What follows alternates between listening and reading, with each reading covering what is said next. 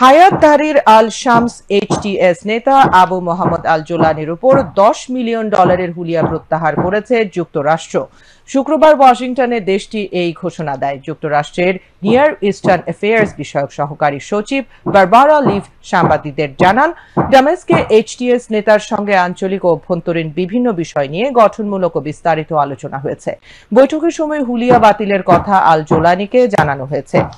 আলোচনার বিষয়ে লিভ বলেন, বৈঠকে জোলানি মূলত সিরিয়ার অর্থনৈতিক পুনরুদ্ধারের উপর ভিত্তি করে তার অগ্রাধিকারগুলো উল্লেখ করেছেন। লিভ এই আলোচনাকে প্রথম ভালো বৈঠক হিসেবে অভিহিত করে বলেন, শুধু কথার নয়, কাজের মাধ্যমেও বিচার করব। তিনি আরো জানান, জোলানি নারী অধিকার সুরক্ষা এবং সমস্ত সম্প্রদায়ের সমান অধিকারের বিষয়ে প্রগতিশীল ও মধ্যপন্থী দৃষ্টিভঙ্গি প্রকাশ করেছেন। এছাড়াও এইচটিএস নেতা সিরিয়ার অভ্যন্তরে বা বাইরে সন্ত্রাসী হুমকি প্রতিরোধে প্রতিশ্রুতিবদ্ধ বলে জানিয়েছেন।